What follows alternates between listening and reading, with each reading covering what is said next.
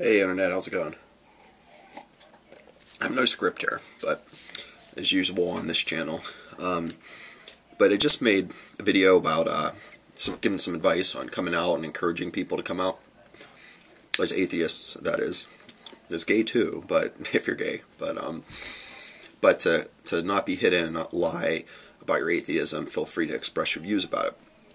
And I think it's really important because of atheist discrimination, and more specifically because of the amount of psychological harm that it does to a number of people around the world, and particularly in America, millions of people I think we're talking about here. And, you know, I went through a 15-year painful deconversion process, and I was just PM'd by someone who's having a tough time dealing with coming out with his family. He came out and he's dealing with the aftermath. And I just made another video about that on my main channel. But it just has me thinking, man. I mean, I didn't want to post another video there on this, but it's like, you know, my 15 years of suffering and struggle is that him and millions of other Americans are going through now. I mean, that's not in a statistic. We're not a statistic. That's all under the radar shit. And, you know, I don't think religion's the root of all evil, and I think in most people's lives, or a lot of people's lives, religion can have benefits, and sometimes it's overwhelmingly a beneficial thing in certain people's lives.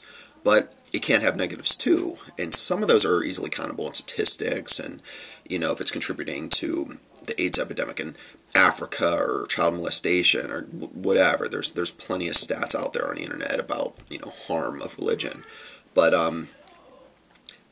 my problem is that one of the things that I'm fighting the most for are people that are suffering the mental discrimination, you know, the mental prisons that religion can put you in, and religious people can put you in, even good-intended religious people.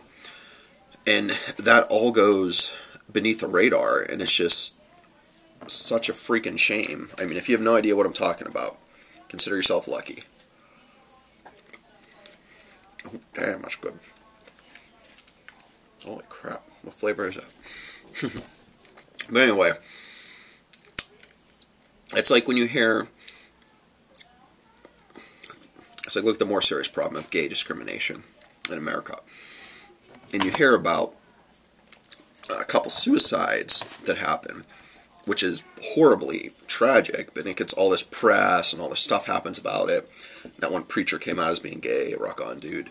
But, you know, I mean, the thing is, like that's not the result of the problem. That's a tip of the freaking iceberg of a result of the problem. I mean, how many tens of thousands of people, or more, or millions of people do you think are in various states of depression and suffering and repression because of this, for every one person that is actually driven to kill themselves over it?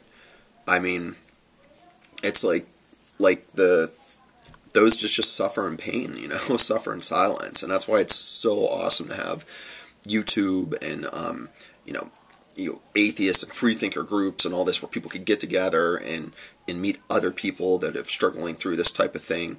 I know UU churches kind of deal with this. It's a good, healthy environment for a lot of people going through it. Not really my thing, you know, kind of seems like rehab for religious to me to some degree. You know, I'm kind of over it, is how I feel in my mind. But I don't know, I'm just rambling on now. But basically, we're thinking about the harm that religion does, and the religious can do. It's not all told in the statistics. A lot of it, of the pain and suffering, is never heard, never seen, and it all goes underneath the radar.